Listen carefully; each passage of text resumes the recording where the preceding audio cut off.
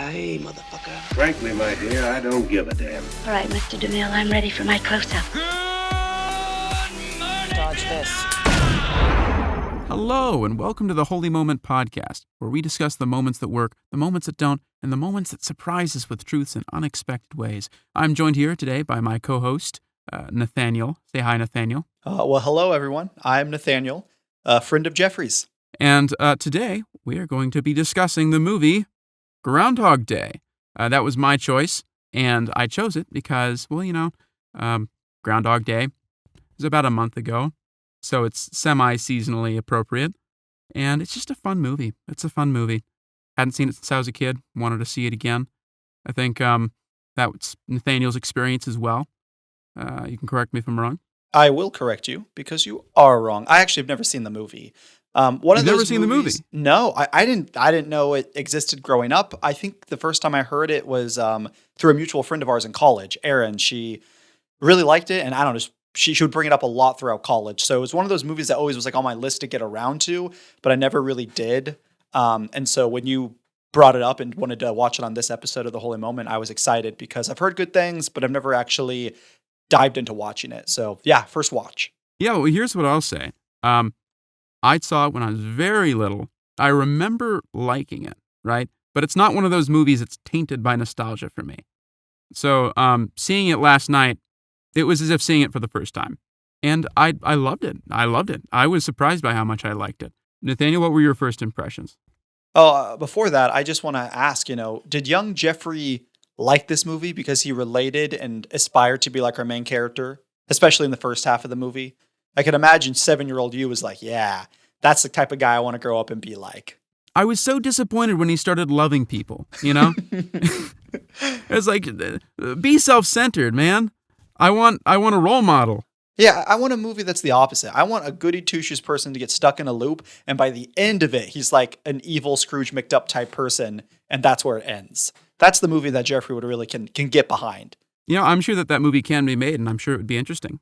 Speaking of, though, we've already intimated as to what the plot of this movie is, but let me explain it to you for those that have not seen it before. Groundhog Day is about self-absorbed TV weatherman Phil Connors, who's been assigned to cover for the 4th year in a row the annual Groundhog Day festivities in the small town of Puxatawny. He hates the town, hates the people, hates the festival because it's an unremarkable spot for, in his view, a remarkable man. But how does this remarkable man fare when forced to relive the mundanity of Groundhog Day over and over and over and over again? That's part of what we're going to discuss today. And I guess we're just going to dive on into it. First impressions. I've told you mine. My first impressions are good. I don't have a lot of experience with older movies, so I think sometimes when watching them, I can maybe judge them beforehand a little too harshly. So this movie, I would say like the first 30 minutes were fine. They were whatever. I didn't personally enjoy any of the characters. I didn't really, I knew going into the movie, I knew it was about a guy that like lived the same day, repeating.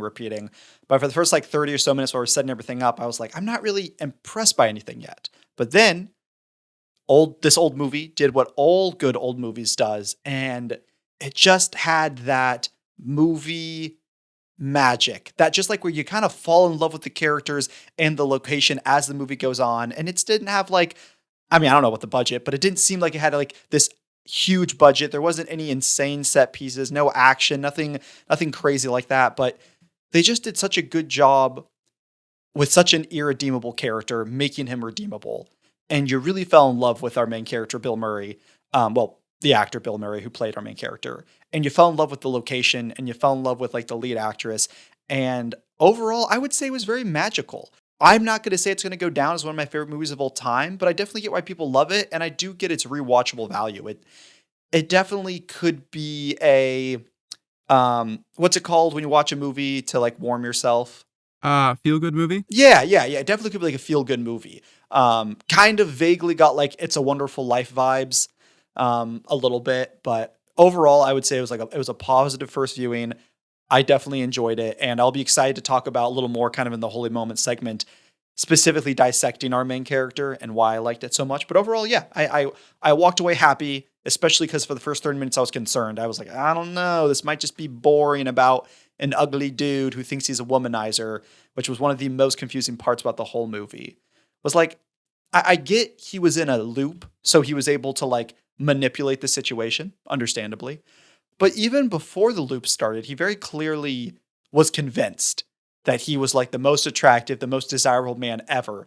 And I was like, you either can be ugly and then really nice to get women, or you can be mean but really hot. And I feel like either will work. He was neither. He wasn't like attractive, and nor was he good with women. But yet I don't know, Jeffrey, do you think it was just his egocentric playing to the screen that he's great with women? Because technically we never saw him get with any women until he started the cycle.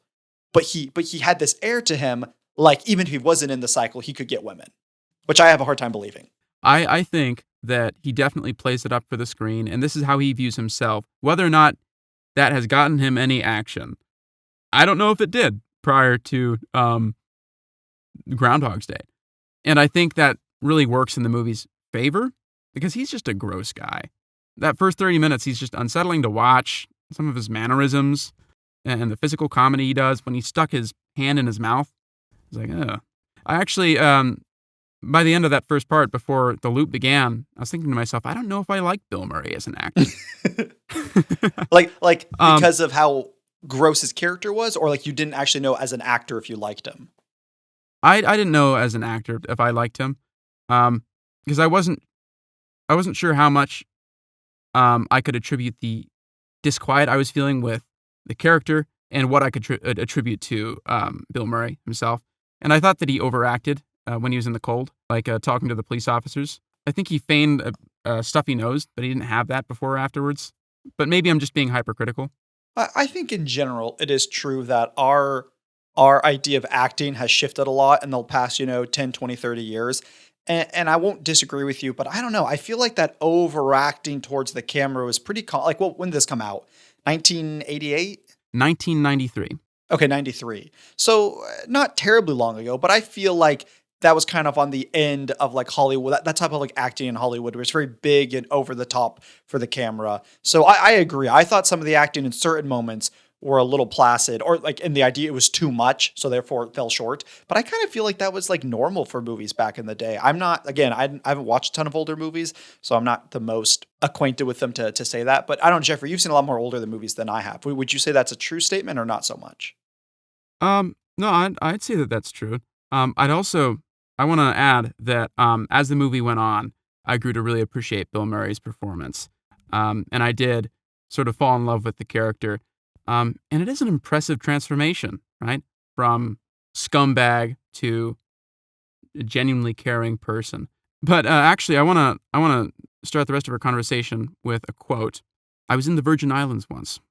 I met a girl. We ate lobster, drank pina coladas. At sunset, we made love like sea otters. That was a pretty good day. Why couldn't I get that day over and over and over? I'm ashamed to say this. This quote made me ask Google, do sea otters make love viciously? And the answer... What is the answer? Yeah. The answer is that they do, but it's not in like a fun way. It's like, that's terrifying. The male, he bites onto the female's nose and holds on for dear life. And oftentimes the lady otter dies. Oh, that's horrifying. Isn't it? I'm processing the fact that that's horrible for the poor otters, but I'm processing the fact that like you get the sense that the directors probably knew, like because at that moment in the character he's kind of this jerk womanizer going around. I mean like basically sexually assaulting people with the fact that like or worse, the fact that he relived these days and manipulate them. So it is kind of like a perfect parallel, this idea of these like cute little animals that kind of look defenseless. That kind of is Bill Murray. And then when they make love, it's so passionate and strong that the female otter dies. That's so sad. Thankfully, the movie doesn't end that sad. Yes, thankfully. I will say the website that I got that information from is the first one that popped up. It's a really old web page devoted entirely to hating sea otters. Oh. Really? And the guy that wrote it, one of the reasons he listed was sea otters lack family values. That reminds me of, not to get too off topic, but to our audiences out there who don't know Jeffrey very well, Jeffrey vehemently hates panda bears. And I could 100% see in 20 years someone wanting to know about a panda bear. So they Google some question and Jeffrey Nichols' blog comes up with like 30 million views. And it's just him going on and on about how panda bears are the worst animals to exist. Public enemy number one. Kill them on sight. They're awful. But, yeah, no, like I have a distaste for pandas for similar reasons, honestly. Like panda mothers, their babies are the size of jelly beans. And I was told, so maybe this is wrong, but I was told that they intentionally try to smush them as soon as they notice them on their little teats. Oh, I like the idea that all animal hatred is like fueled by one dude on the internet who keeps making these blogs about like panda bears and sea otters. And then someone like Jeffrey comes along and reads it and is like, you know what? I hate them too. And then Jeffrey perpetuates the hate. Jeffrey, what I'm hearing is that you might be a hateful person. We might need to stick you in a time loop. Yeah, honestly, that might do the trick. It certainly did for Phil Connors. I almost said Phil Collins of Tarzan fame. That's a pretty understandable mistake to make. Yeah. Let me get started with the real questions, though.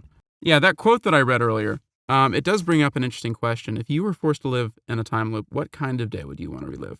Oh gosh, man, I feel like we could have a whole podcast talking about the morality and what would divulge and happen if you were in a time loop, because that was honestly one of the big questions I had. But I never thought to think, what specific day would I want to relive?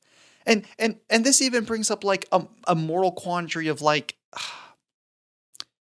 man, this might be too much for a podcast to put on the air for people to hear. But it's just like the right answer that you want to give is like a happy day, where good things happen. Maybe you eat some good food. Maybe if you're married, it's like you get to hang out with your wife or it's on a date. But like I could imagine people being like, well, I'm going to live in a day where I can like live out like darker like fantasies or like bad habits. And so anyways, not to get off too topic, but I feel like when I was watching the movie, I really was struck with the personal conviction of like, if I was stuck in Groundhog Day, how would I react? Because I know I wouldn't react perfectly. I know I wouldn't make the best decisions. And it's really interesting to see how the movie takes on that question. I think they did a phenomenal job of fleshing out what would a real person stuck in a real time loop really do. Because there's so many movies out there that kind of do this idea. And Groundhog Day isn't the first to do it, but it definitely is one of probably the most famous. But I really, and I'm going to answer your question, I promise, Jeffrey. But the reason I really love this movie is it was so believable. Like obviously getting stuck in a time loop, not very believable. But then how Phil reacted to everything and every single action he took from there on forth is like, man, you hate him, but you kind of get it. I mean, not all of it. And some of the things he does is horrible, but like, you understand the approach to how he takes being stuck in a time loop. That being said, what day would is this like a day I've already lived, or is this more like a hypothetical day? Hypothetical day? What kind of day? What kind of day? I mean, it would be pretty cool if there was some good food involved. I guess I wouldn't want to be in a car the whole day. Yeah, well, okay, actually, you know what? Probably the biggest things that matter is like where you are geographically and what stage of life you're in. Because at the end of the day, it's only 24 hours, but you can do whatever. Like if you want good food, you can leave your house and go get good food. But if you pick a day where you're weirdly like traveling through Nevada and you can't really get anywhere, like you're going to have to spend 10 hours every day traveling. And then also, I guess if you're kind of like, well, I want to have a good day with my children, but you pick a period of your life where you don't have children yet. So I guess for me, hypothetically, I would pick a day where I was in a location that offered a lot of different varieties. So like maybe Seattle. My father is from Seattle, so I would visit Seattle often. So I think it could be kind of cool to be able to spend like a year really visiting Seattle. But then the issue with Seattle is the only person I know there is my dad. So like if I'm stuck in a time loop for a long time, I wouldn't get to see, my now fiance. I wouldn't get to see my mom or my siblings. So that's a hard one. Yeah, I think the kind of day that I think some people might immediately go, oh, I'd like to relive my wedding, right? I think that's an awful idea because if you relive it like 365 times, it's going to lose its charm. It's going to lose its magic, right? But the day is so rigidly structured and there are so many expectations on you that if you ever like diverge, right? If you ever decide, I'm not going to go to my wedding today, you're still going to be hurting your spouse a great deal. And I don't know how you could live with that. Yeah, and just any day that's rigidly structured like that. Yeah. I also, that's a good point. The idea of like, maybe this is too meta gaming it.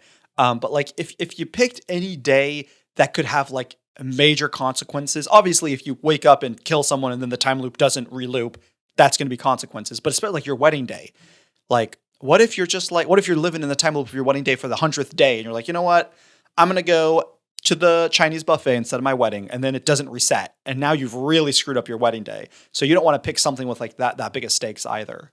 I feel like I would just pick a day where I was in a chill location with people I liked. So that way, if I decided, hey, you know what? Actually, I think I have an answer. Okay. This is what I think I'm going to pick. This is a real life example. In our college junior year, we went on a trip with me and 10 other friends, so 11 of us all together. We went to my hometown in Iowa. And I think I would pick one of the days we were in Pella, Iowa, because I'm very familiar with the location. I like the area. And so on days I want to get away from people, I'm pretty close. I can drive for an hour or two and go to some cool places. But on the days I just want to hang out and really have like good conversations, my immediate family's there and my closest friends in all my life were there. So I think that would be a really cool place to kind of, if I need to be stuck for 2-3 years, or I guess indefinitely, at least it offers some variety. No, I'd agree. I'd want to be like near friends, your family. I think that what Phil does in the latter half of the movie provides a good blueprint for, how you would go about spending your time. But it's a bit late in the game. Second question, who is Phil Connors at the beginning of the film? I feel like Phil is just kind of a classic lonely. Well, I don't. What's interesting? My girlfriend always. Well, no, my fiance always says this now. There's not many true narcissists out there. We were having this conversation the other day. I'm not too quick to peg people as narcissists, and I know narcissist is a very extreme word. You can be arrogant and not a narcissist, but I'm going to use the two words kind of interchangeably here. But I feel like we in society will often kind of tag people as arrogant or narcissistic. But my fiance always points out that it's one of those traits that when we get offended or we misjudge people, it's one of the quickest traits we'll tag on to people. Oh, well, that person's arrogant and a narcissist because they said this phrase this way, or they looked at me this way. So I just think it's an interesting idea that like maybe there aren't as many true narcissists out there. That being said, Phil is very much set up as like an iconic, horrible narcissist. So I guess at the beginning of the film, I feel like he's probably just someone who's lonely, who has driven away all of his friends and family. Me and my fiance were hypothesizing after the movie, just it's a small snippet, but later on in the movie, when he's trying to save the homeless man, he keeps referring to him as like Pop or Dad. So I just throwing out my own headcanon out there. I wonder if his father either died really young or more than likely was a bad father who wasn't around or neglected him. And so I wonder if that's where some of his arrogance and like self-sufficiency stems from. But ultimately, I feel like Phil is just probably a lonely person that instead of like retracting and becoming very self-conscious and not having good confidence, which I think is what happens when you're lonely, he went more the opposite route and defended himself by saying, I am the smartest person in the room. I'm the most handsome person in the room. I'm the most talented person in the room. So I feel like that's who Phil Collins is at the beginning. Yeah, I think that he does not know that he is lonely, and that his arrogance is a defense mechanism, right? He's obsessed with himself, and he's only ever thinking about his wants and needs. Well, if he's only thinking about his wants and needs, then that, shields him from hurt. But it also shields him from true connection, which is the thing that will make him ultimately happy. I think one of the key things about Phil's character is that he thinks he's big, but he's small. And that's because he has this really high view of himself and his capabilities and where he's going. So much so that he's unwilling to engage with the things that are beneath him, the people, the environment. So like he doesn't stay to enjoy the Groundhog Day festivities. He doesn't seek a connection with the kind old lady that owns a bed and breakfast. He just tries to get over with this day as soon as possible, and once the work is done, he stays in his room, like waiting for the day to end. Everything is beneath him. He's sort of the only thing. And so his world is very small. And he keeps it that way. And you know what I think proves that point well is, granted, we don't get to see Phil interact with a lot of people outside of strangers. Really, the only two people that know him he interacts with is the cameraman and then the co-anchor. But what I found interesting was, like you're saying, Jeffrey, he acts as if he's this big presence, this big deal, but everyone around him kind of laughs him off. No one actually takes him seriously. And I think if you can really think of the genuine narcissistic people in your life, hopefully you don't have any, but if you do, I guess working in film, I've been on quite a few film sets, and you do meet people. You meet a lot of awesome people. Most people in the film industry are really cool, but you definitely meet a few people that are just so high up their own butthole that they have no idea if it's sunny or cloudy or whatnot. And I think when I was on film sets, I used to be scared of those people. I used to be intimidated by those people, but I just had an epiphany one day. I just kind of realized, like, it's almost cartoonish of how arrogant and mean of a person you are. Like, no one actually acts like this in real life. And obviously you need to be careful if you're in a position where you could get, fired or whatnot because you act out poorly against these people. So I'm not saying I'm not saying arrogant people can't be harmful, because they can be. But I just had this epiphany on a film set of like, oh, I don't need to be afraid of you. Everyone around me knows that you're a joke. Everyone around me knows that you are a bitter, grumpy old person. All of a sudden, your arrogance and your vibrato of like, I'm this big producer or I'm this important person just goes away like that. And I feel like everyone who got around Phil, whether they knew him for a really long time, like the cameraman, or whether they met him that day, just picked up on it and they just sniffed it out instantly. They're like, oh, you're just a tiny little dude screaming and shouting. No one's going to give you the time of day, and you're honestly laughable. No, I agree 100%. I think he's deeply discontent, but I think he's almost content with his discontentedness because he believes he deserves so much more in life, and he's waiting for his big break, and he believes that he's going to get it, right? Hey, that new job is just on the horizon. After I do this gig, that bigger network is going to pick me up, right? He's putting his happiness in future things and future ambitions.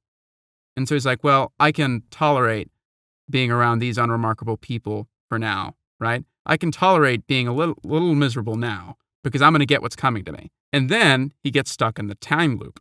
I think it was the movie hung on the fact if they could do two things: set up Phil to be as despisable as he was, and then redeem Phil at the end of the movie. Setting him up to be despisable, it takes some skill, but it's not too hard. Plenty of things us humans do that are pretty despisable. But to set Phil up as despisable as he was, and by the end of the movie, make him almost endearing, I think was a really, really impressive feat. But yeah, I think absolutely, like, the movie hinged on like the first 25, 30 minutes setting him up. And I think that's where, like I was saying earlier in the podcast talking about, I was a little weary coming into this, because I think I just got I was like, ugh, he's a sucky dude. And by the end of the movie, he's not going to be a sucky dude. And that's true. That's exactly, he was horrible. And at the end of the movie, he wasn't horrible. But the way they did that, I think, was absolutely perfect. Like, it's no easy task to make someone horrible and then within 45 minutes make them likable. Like, it's impressive in the film world. I think it also helps that it's established that he has been in this time loop for well over 6 months. That's a good question. I'm not to hijack, but how long do you think he was in the loop? I'm guessing maybe about a year. Yeah, or over. I think a year is like the minimum, especially and obviously it's a movie magic, but especially like what he learned to do: play the piano, do ice sculptures. And also, you got to remember, by the second half of the movie, it seemed like he was going to, because just to set up the structure, he's reliving Groundhog Day. So in the morning, I don't know, like maybe 8 or 9, no, 7, it was, because they say in the little speech, it was like 7:20. So pretty early in the morning, he has to go to the Groundhog Day presentation and, be the anchor, be the news weatherman about it. So you got to think he has to go to that. That's probably like a 2-hour thing. So all I'm saying is, like, he doesn't have the whole day to do what he wants. So the fact that even some of his days taken away almost every day, like a portion of it, makes me even think more that, like, okay, he's probably been in this thing for at least a year, if not more. And I think that helps make sense of the transformation. It's not something that happens within the span of a week.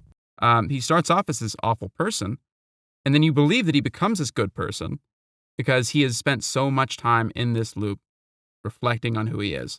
And The reason I mentioned earlier his discontentedness, right, and his putting his happiness in the future and in goals that he has for himself, is all of that gets thrown out the window as soon as he realizes, oh, this day is repeating and there is no tomorrow. I can't rely on that future job. And now he has to try to figure out what happiness in the moment looks like. And his answer to that question, at first, is hedonism. I'm just going to try to feel as good as I can, put as many sweet things in my body, have sex with as many women as I want. I'm going to go on joyrides and I'm going to get chased by the police. And I mean, he has a riotous time for several loops until he realizes I'm getting bored of this, right? There's still this gaping hole in my heart. And I think he sees some hope when he realizes, well, wait a minute. Rita hasn't slept with me yet. Okay, I'm going to make my goal to sleep with Rita. He's turned back to putting his happiness in like future things. What do you think woke him up? Well, I didn't think about this while watching the movie, but when you were saying that, what kind of struck me was it's a good thing. I don't think you have to make mistakes and try everything out in real life to know if it's right or wrong. I actually think there are very few things that you ever have to really try out to know if it's right or wrong. But what is interesting about Phil is he has this get out of free jail card, quite literally, where no matter what he does, there is no the biggest repercussions will be his own guilt, which, interestingly enough, we're never super faced with that in the movie. We're never faced with the idea of like, hey, these people don't know that I stole from them. These people don't know that I've manipulated them, lied to them, but he does. So we never really saw him as a character like go through that. But what is interesting is this idea of like, he got to live out every single desire that he thought would bring him happiness. And at the end of the day, none of them filled him. So I think what really changed, in my opinion, I think obviously they kind of like use the love, because it's a romance movie to some degree, and they use the love for Rita as maybe well, first off, that's the thing that kind of, well, I don't know, it's an interesting question. Did the thing that break the curse his love for Rita, or did the thing that break the curse was him becoming a good person? And I say this because I feel like his change, because even in the movie, like kind of maybe like the big change is when Rita falls asleep and he's laying there and he's just saying how like, I'm so happy that I got to know you. You're the sweetest person ever. And you know what? If I'm stuck in this loop forever, it's okay because I'm stuck in here with you. So I think there's a sense of like love conquers all. Like that was kind of the theme. But I think there's something deeper going on there where it wasn't like he fell in love with someone and that changed him. I think it was honestly the idea that he tried everything. He tried hedonism. He tried like self-harm and was depressed and suicide. He tried all these different routes to fill the void. But it was only when he came to the self-actualization that being selfish, being arrogant, and only living for yourself doesn't further your own joy. And so he started living in the moment, and he started living with other people in mind, not just himself, how he could love and care for other people. And I think it's not just one or the other answer, they're intertwined, because as he becomes less selfish orientated, he falls in love more with Rita, because I don't think our beginning character, Phil, could have fallen in love with Rita. We even saw that early in the movie where he goes on the montage of like, well, I'm going to woo her by knowing all these facts and being the perfect man. I'm going to remember Shakespeare and I'm going to get her favorite ice cream.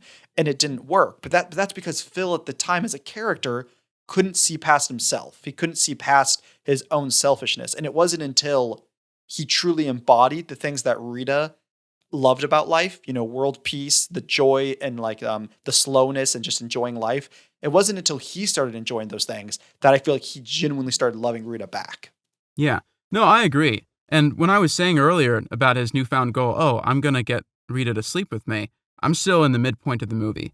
And I think that still he is viewing other people as being only instrumentally valuable, right? They're not valuable in themselves. They're valuable insofar as they can get him what he wants. And we see that in the extremely unloving way that he goes about wooing Rita. He crafts this whole persona designed specifically to get her to sleep with him. But none of it is done for her. He does not care about her. It's just a game to him. But then he realizes at the end of it, she's not sleeping with him in any timeline. Like, not as he is. Because who he is a person who's living for himself. And I think at that point he comes to this realization that there are people with me here in this time loop.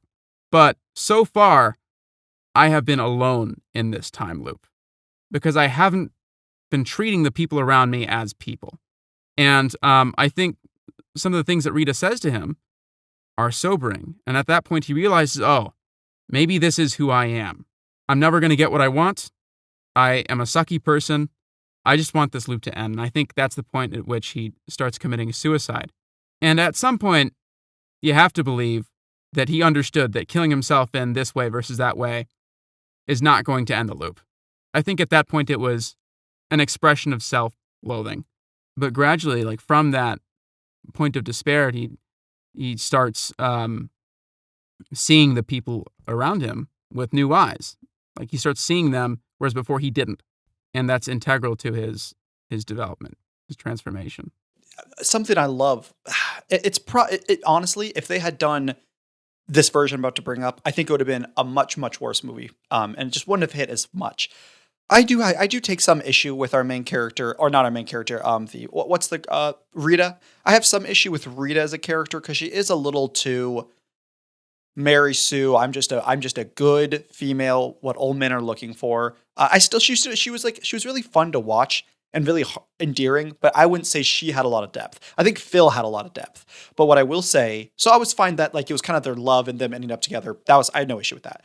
But what I would have had a big issue with was if it was specifically him only hanging out with Rita that opened up his eyes. Okay, we have a Scrooge McDuck dude. Oh, he wants to get with this girl. Oh, he can't get with this girl. Well, okay, how do I get with this girl? Well, I have to start learning the things she likes. And then slowly as he is trying to manipulate her into sex, he actually genuinely falls in love with her. And he genuinely becomes a better person. I think that's such a worse movie because, yeah, I do think people are changed by other people and for the betterment and for worse sometimes. But I do think if you're with friends or a loved one, your significant other, and you're not changed by them to some degree, I think that might sometimes be an issue. So I'm all for people changing people, but I'm also all for that it's not always other people changing you. There's a lot in life. And also at the end of the day, we have to be our bearers of our own destiny. Which sounds really cheesy, but all I mean is like, if someone is going to come into your life and change you, how much have you really changed? So I really love that he goes through early in the movie that stage of trying to manipulate her and then her being like, you're just a sad dude over and over and over until he gets in his mind that this is all I am. And then they take a break from Rita for like the whole middle act of the movie and what you just described. But what I liked about that middle act of the movie is, you know, what he started doing, which really, and I would say made his quality of life better, which I think not enough people talk about. He started like doing things and learning skills. Like obviously when you help people, you feel good. That's awesome. I just feel like in today's society with technology on the rise and just the ease of access to everything, I feel like there's not enough hobbies. You know, it's not like, okay, when I have a kid, you're going to learn the guitar. You're going to do soccer. You're going to learn how to ski. You're going to learn how to play this instrument. Obviously, it still exists 100%. But I really do think there is less intentionality put on personal interest and development. So what I thought was really interesting, after he went through maybe his lowest peak of like just killing himself over and over again in the loop, he started enjoying not only people, but he started enjoying life. Again, I think the film would have been way more flat as if it's like, I don't care about people. Now I care about people. There is this big sense of like, hey man, regardless if you have loved ones around you, regardless of your situation, you can enjoy life. You can go outside in the peaceful autumn weather. You can read a book. You can drink a cup of tea. You can learn a new skill. You have worth as a human being. You don't have to have other people around constantly. You don't have to have validation from other people. You can just go learn things and enjoy those things. And I thought that was such a cool message that you don't get to see very often in film. Yeah, I agree. I think that that's the thing that, because he could have wallowed in self-pity and just spent an eternity killing himself, right? But at some point he had to realize, yes, I am bad, but I can be better. Yes, I'm selfish. Yes, I'm a narcissist. Yes, I am imperfect. But I can go out there and I can learn piano. I can learn a language. I can talk to the lady at the diner, get to know her. I can go to that bowling alley that I've never been to before, even though I've been trapped in this loop for God knows how long. This is a city. We're a small town, but a small town, there's a lot of things in it that people don't really see because they don't look for those things. But we all live in a place. We all have things that we've thought about doing, but we don't do, right? There's this food truck that I drove by, and it was offering free samples of oxtail. And apparently it does that fairly often. I was driving with my roommate, and I said, oh, that sounds interesting. I should go someday. He's like, oh, I've already done it. And I looked at him in disbelief, and I said, well, I didn't say anything. I just thought about what I had said and realized, was I ever going to stop by that food truck? Maybe, but probably not. But that would have enriched my life. And there are so many things that we can do like that. We don't have to rely on the future for our happiness. We can look for it now. And our happiness doesn't have to come from grand things. It can be from things that we see every day. Yeah. I love a grittier, darker movie with sometimes some depressing themes and maybe doesn't always end happy. I really like like those are probably my favorite type of movies. But there's something really refreshing to this movie as far as like life doesn't have to suck. We don't have to give in to all our temptations. We can be better people. I feel like that's not super common in like the 21st century in the films we watch. Especially like you're saying, the little town aspect. I feel like small town America, especially nowadays, is so much like hatred for them being filled with bigoted or racist or homophobic people. And yes, those people exist and those towns exist. But like, I don't know, I could just see this movie being like remade nowadays, and it's like an A24 dark thriller, and it's like a guy keeps reliving each day, and he has to like, he slowly finds out that this guy's sleeping with this person has this person locked in their basement, this guy is like, stealing from the old lady across, like, just the sickness that is rooted in society, I feel like is a constant thing you see in movies. So it was really, really refreshing to see like a little small town of kind of some hicks, but they're all really nice, and none of them are, I mean, like, obviously I'm sure they have their own issues, but like that wasn't part of the story of like finding out, hey, these people suck. It actually was finding out, hey, we're small town America and we're really nice. I thought that was really refreshing, especially coming from a small town in Iowa. And you know what? I'll bet that Bill Murray's character, I'll bet that Phil Collins met those distasteful people, right? I'm sure that he met plenty of mean folk and murderers and robbers. I think he just stopped interacting with them. He just didn't.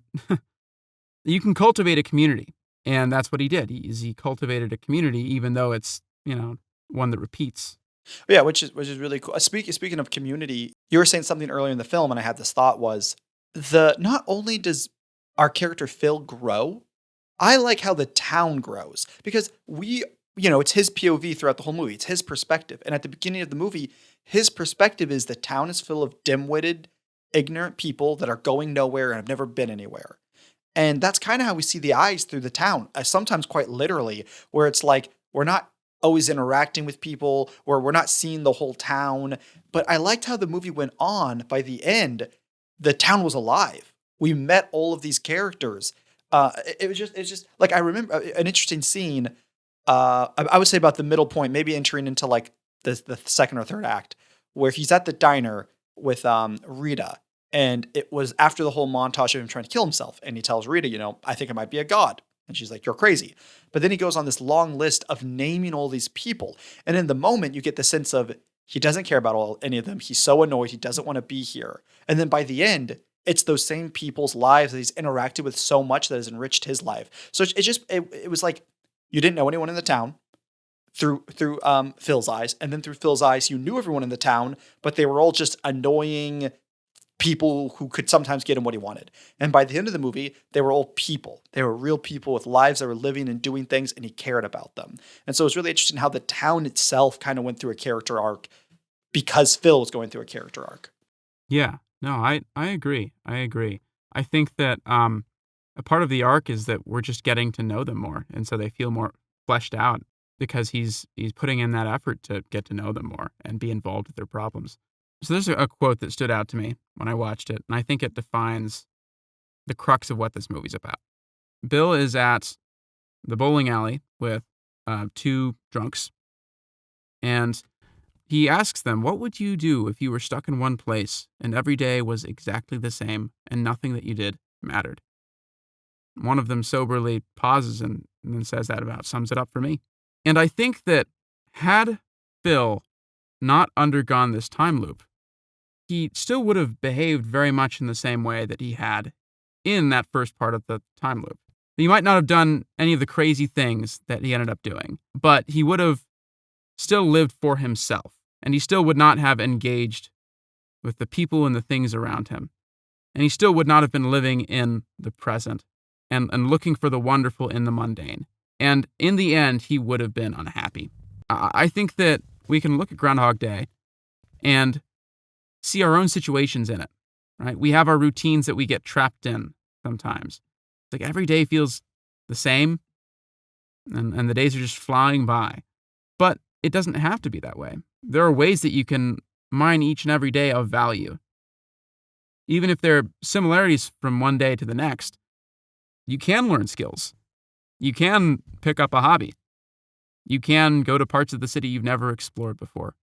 You can help a neighbor out. And I think that's what Phil learns at the end, is he learns not to put his happiness in the future, but in the now, and to look outside of himself. That's interesting. I feel like it's sometimes I watch movies and the themes are staring you right in the face and other people get it and I just do not pick up on it. And then that's definitely one of those themes of like, I think I was so stuck on the ideas of like becoming a better person and the love story with Rita, like those two thematic ideas of the film.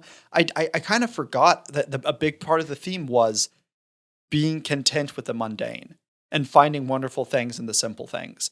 And I think you're absolutely right. I really do think it's I don't know, I want to say metaphor. I don't think everything in film has to be a metaphor, but I do think it was the story for people that are kind of like, hey, yeah, wouldn't it suck to be stuck in this loop forever, doing the same thing over and over and over again? And then you realize like, oh, some people live that. So I guess I feel a little bit blessed because maybe I didn't feel that way because I don't feel that way personally. I mean, we all do. Sometimes everyone has a season of life where they feel like they're stuck in a little bit of a loop, but it definitely is a great message of it doesn't matter what you did yesterday or what was happening. Tomorrow is a new day and you can change your life one day at a time. You just got to wake up and you just got to start doing things. You can lose weight. You can get out of depression. You can find like friends and community and people to be in a relationship no matter where you're at. It just takes a new day to kind of break out of that loop that you've been living in for 5 months, 6 months, 10 years, 30 years. And I think that's a really cool idea that like he was stuck in this loop, but at the end of the day, some people are stuck in this loop in real life, but they can like just how life kind of beat him down and taught him this lesson. Real life can do that for people as well. And I hope they don't have to be beaten down or go through anything horrible, but it's just cool to realize any day you can wake up and change your life. And obviously it takes an extraordinary amount of work and people in a community, but it can be done. I think that's another really cool positive message that we don't always see in film.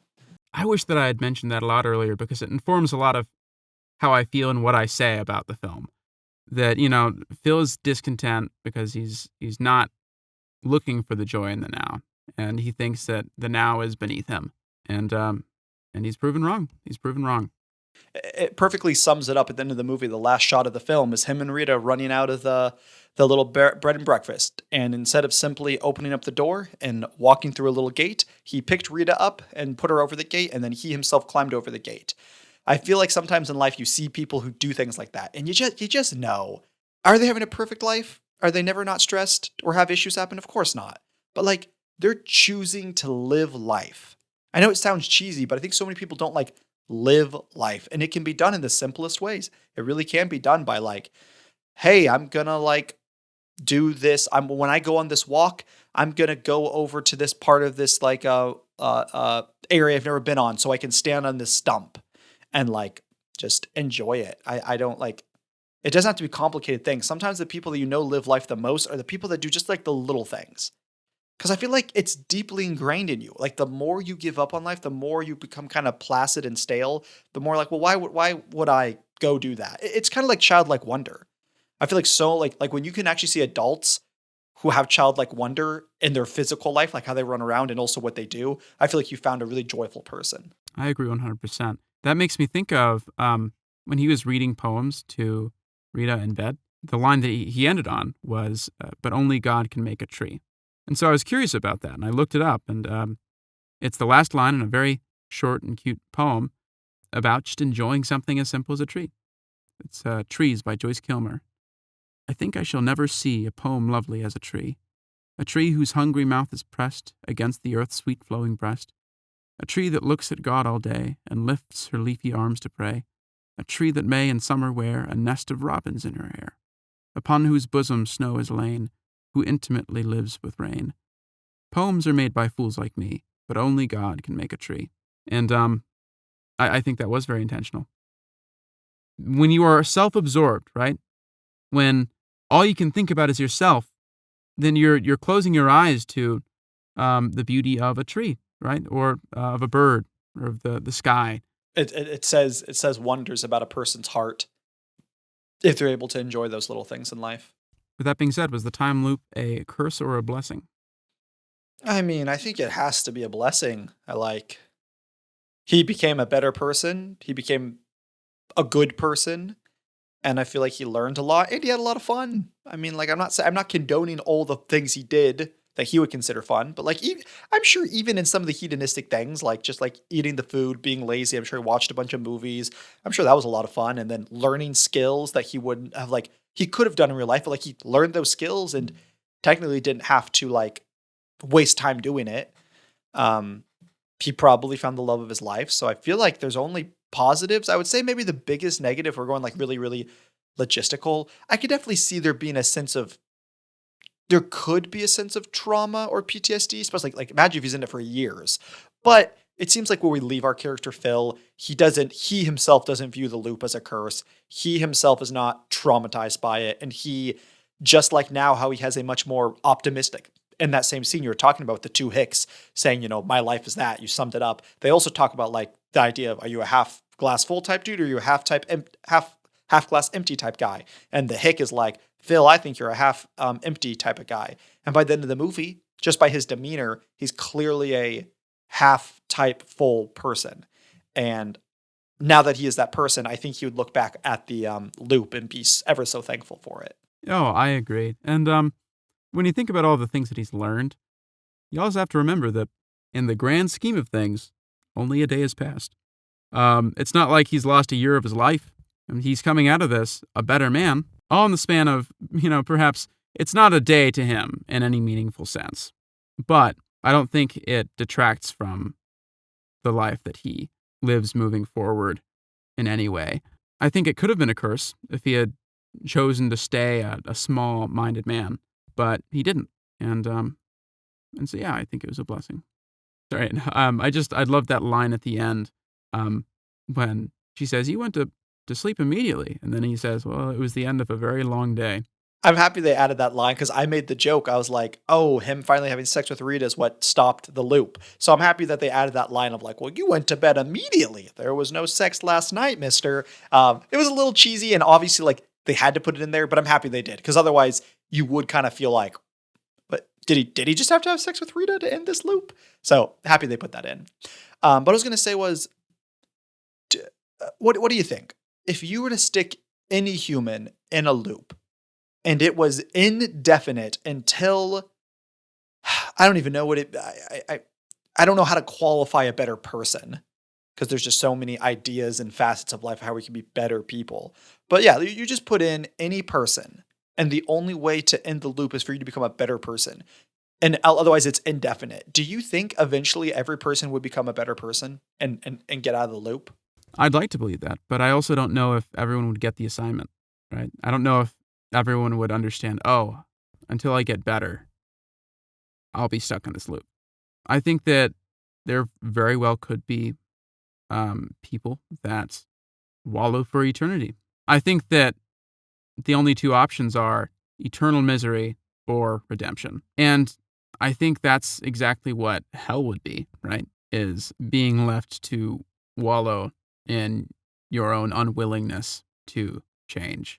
Yeah, I have a hard time believing obviously, it's one thing if you're put in a time loop and someone tells you become a better person, but I have a hard time believing, especially if it's, you got to think at the bare minimum, if you're stuck in a genuine time loop, someone, even if you're not religious, you're going to think, at some point it's going to cross your mind and you'll think, clearly this is hell or purgatory and I was a bad person. Maybe if I could try to become a better person, I'll get out of here. You gotta think that would cross someone's mind at some point if it's eternity, but maybe not. I mean, yeah, eternity is a very long time. It might cross their minds, but maybe they get so blinded and I guess if it's an eternity, you could kind of go crazy. And maybe if you go crazy, then you can't really come back. And if you can't come back, you can't become a good person. So I guess that's how you could spend eternity. You kind of like live it up hedonistically. And then instead of trying to become a better person, you go crazy with despair. And then you kind of just out of your gourd in the time loop. Yeah. But I also feel like it is possible for people to just feel so low and despairing that with every new morning, they cannot bring themselves to get up or make any real changes. Well, it's an interesting thing because it's not like his body is changing chemically from day to day. I'm thinking of depression and ADHD and things like that in terms of chemical imbalances. I wonder how that works, the science of it, when you're in a time loop. And I think that just wasn't considered and perhaps isn't worth talking about. How does depression and ADHD continue in a time loop if all your chemicals are getting reset? I think the question would be like developing depression. Yeah. It's true. It's like your chemicals, do they get reset with each loop? Yeah, what if you get set on a loop of a day? Okay, here's a good question. What's the worst day to get set in a time loop? Okay. So you wake up in a pit of lava. And then you die each time, but you immediately get transported into that pit of lava. That would be pretty sucky. I was thinking, torture or just jail. I'm trying to decide what would be worse. A pit of lava, because that does just pretty much indefinitely mean you are constantly on being burned alive for the rest of your existence, which sucks. But it also, you got to think, what if you're put in like one of those torture chamber holes, like in medieval days, where no one's, it's like a dark hole and you're put in at a really weird angle where you can't sit, like you're just uncomfortable pain. And then the issue is you don't die, so you have to do it for 24 hours. And then you have to do another 24 hours. So I think obviously, I'm just curious, if you do lava eternally, is there any world in which you just kind of get used to it? But I guess if you're getting used to set on fire by lava, you're probably getting used to being in a dark cell that's uncomfortable. So I guess the lava's probably worse. That makes sense to me. I think both are quite terrible prospects. Okay, what would be the it's like a terrible loop to be in, but it's also kind of objectively funny. I feel like maybe like an ironic one, like going on like a really bad Tinder date, I feel like would be kind of funny. Like, obviously, if it's just like you go on like I don't like, it's like your wife divorces you and it's that day over and over. That's sad.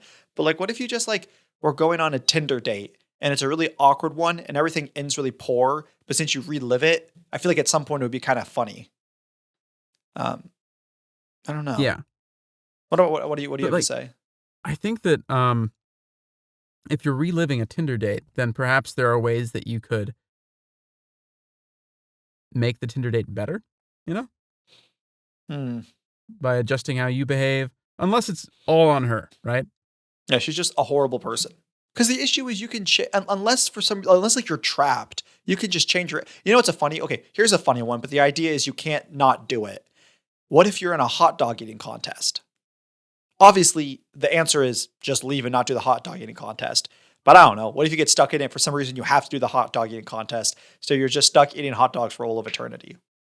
There's a certain amount of hot dogs that you have to eat in order to get out of the Yeah, it's like an absolutely like unrealistic, can't be done. No, that'd be great. I don't think I'd love that, but I love that idea.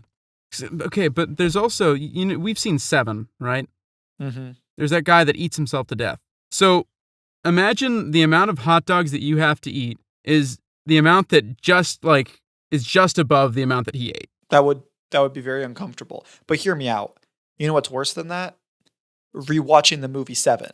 It was rough. That was a movie. rough. I feel like I would rather eat enough hot dogs to kill me than rewatch that movie again. Not because it wasn't well done. It was very well done. It just was very upsetting, and not a fun time. Not a movie I want to watch on this podcast because I like to sleep, and I feel like I didn't sleep well after that movie. That's so fair, and we won't. That's our promise to our viewers and to you, Nathaniel. We're never going to watch this movie on this podcast. Well, little do you know, that's the only movie I put down for all of my categories because I'm a masochist. Oh man, it's like you spin the wheel, it lands on 7. You're like, I can't work under these conditions. I'm leaving. Just desperately trying to quit the podcast. I just keep picking movies. Oh, what Gerald's Game? I just put Gerald's Game on there infinite times. That's how I'm going to make you quit the podcast. That would work. That would work. Yeah, that's a loop I wouldn't want to. Yeah, that night you watched it. Mm-hmm. Anyway, we've done a lot of talking. I think we've pretty thoroughly covered this film. Are there any other things that you want to discuss, Nathaniel? I like that they said the word galoshes. I think that's a fun word. That was a fun word. That was my first note that I wrote down. Yeah, overall, I thoroughly. I guess the one we touched a lot about this, but I wanted to kind of say like, hey, if there was a holy moment that I had to choose for this movie, it was this. The ability to it's twofold. The ability to set up Phil as a genuine, believable, despicable character, because so often nowadays we get a lot of despicable characters, but they're really over the top. You know, they're drug lords, they're murderers, they're rapists. All these people exist. Obviously, they're all despicable, but you're not running into those people quite as often. So I really like that they set up a despicable person that was so believable. Like this guy exists out on the street corner that you pass every day. So the fact that they were able to set up such a despicable person, and then the fact that they were able to redeem him. I'm not usually one for the phrase of like, well, this movie didn't age well with time. There were some scenes that definitely didn't age well and were pretty creepy. Just how he kind of manipulated the women into sexual things.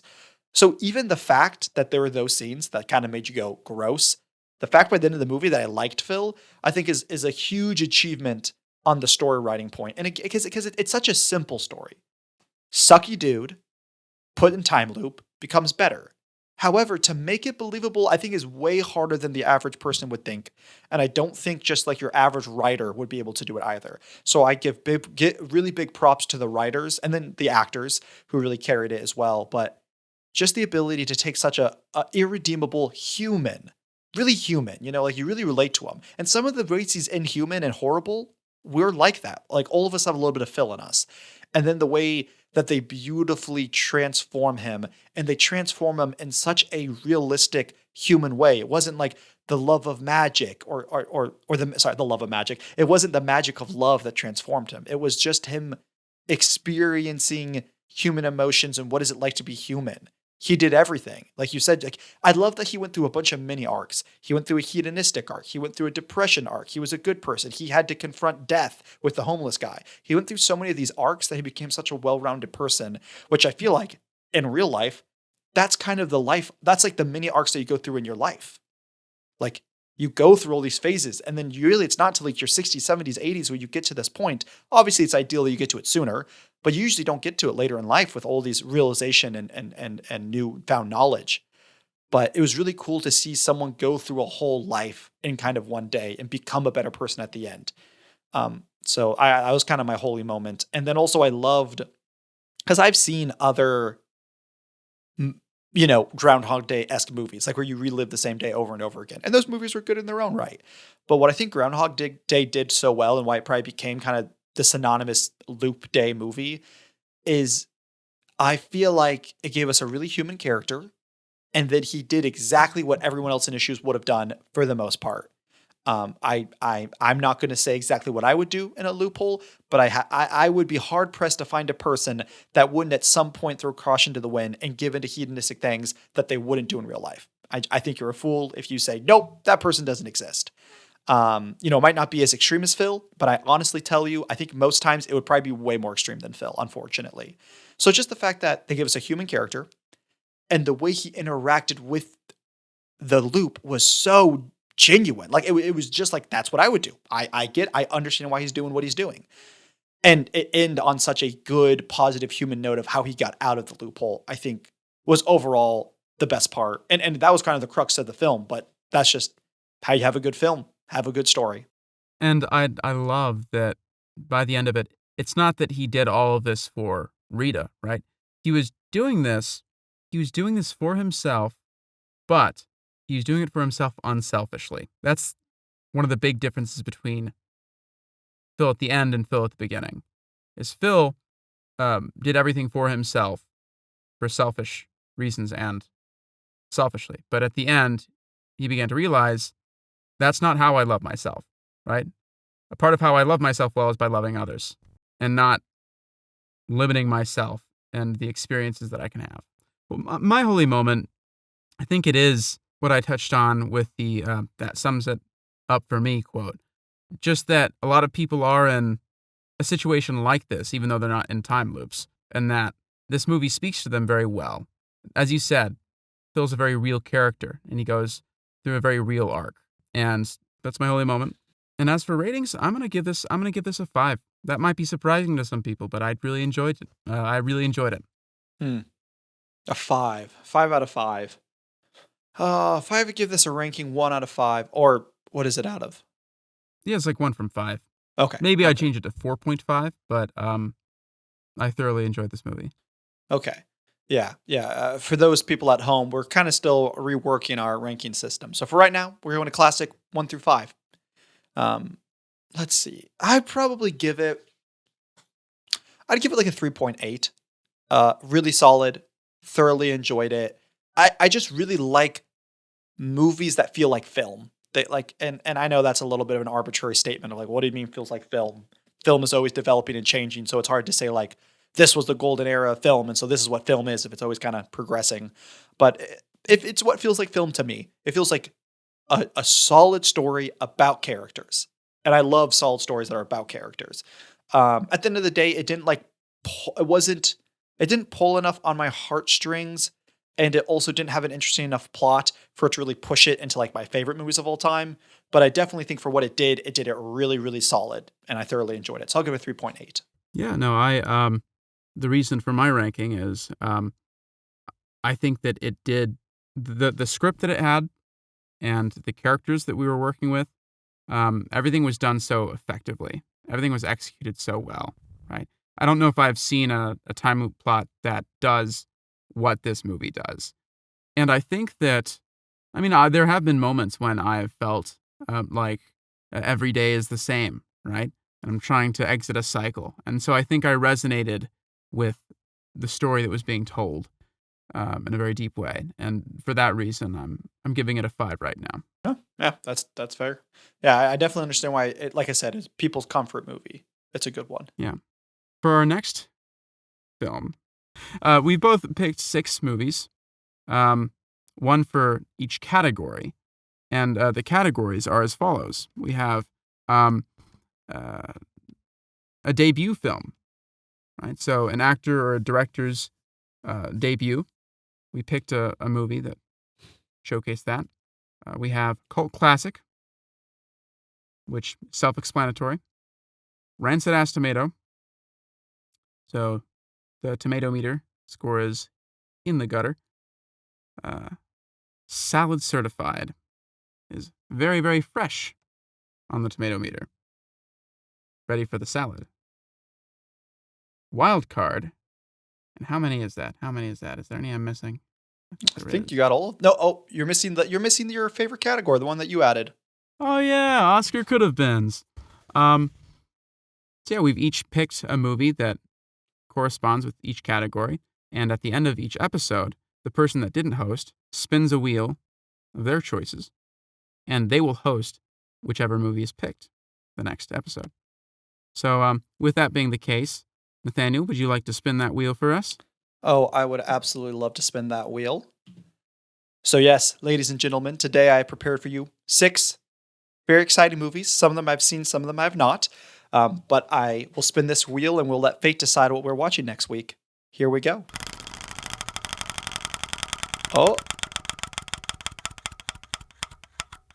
Oh, hey, I'm very excited about this one. So next week we're going to watch On the Waterfront, which, funny enough, I didn't know existed till about 3 hours ago when I was making my list.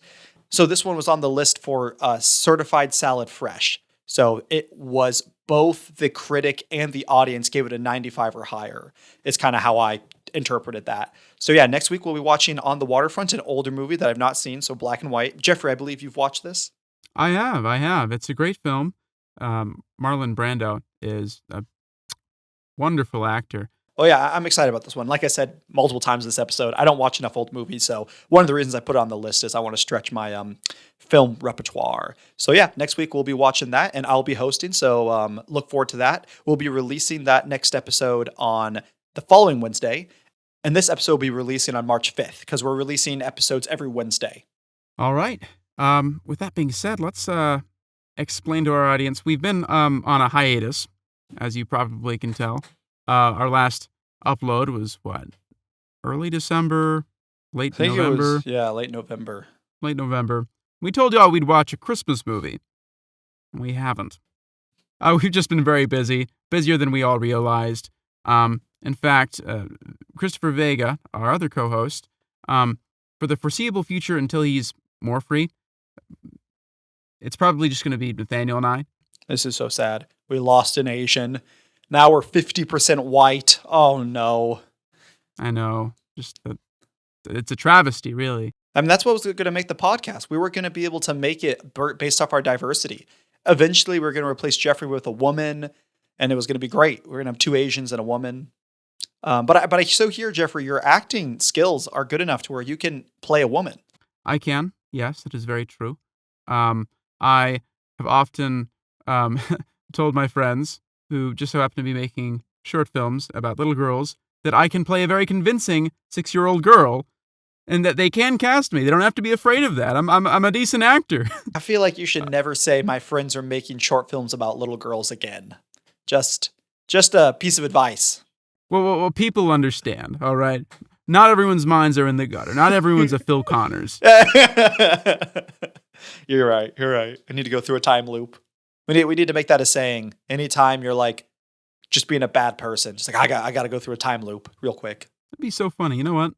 Like that'd be a cool prank to play on someone.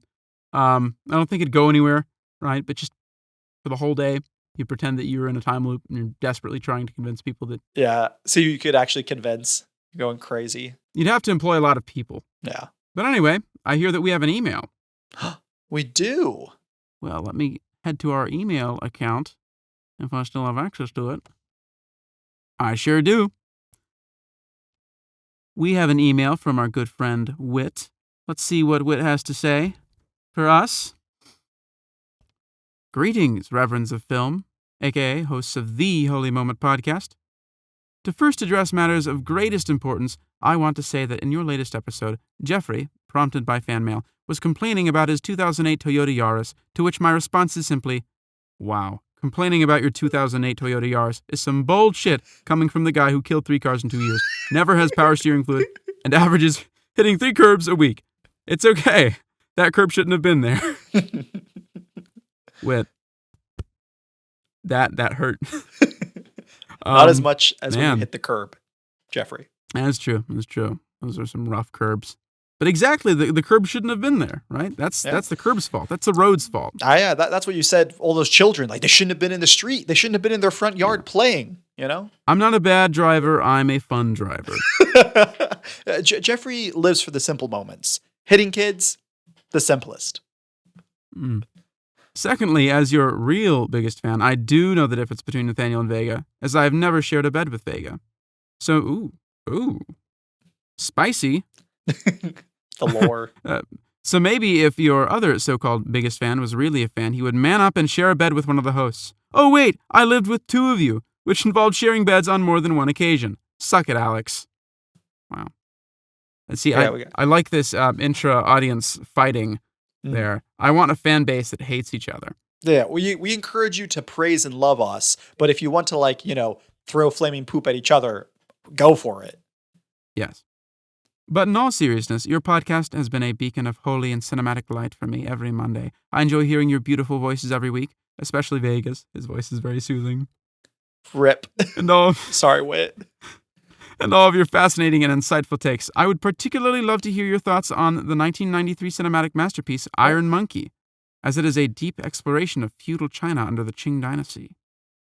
While my December will be very bleak due to your absence, I know that you all deserve a nice break. I love you all dearly and hope you have a Merry Christmas. Your pal, Wit. Aw, that was a very nice email from Wit, and we definitely didn't receive it the day after we did our hiatus of 2.5 months. So this is for you, Wit. We love you. Thank you for sending this email, and we did it. We finally got around to reading it.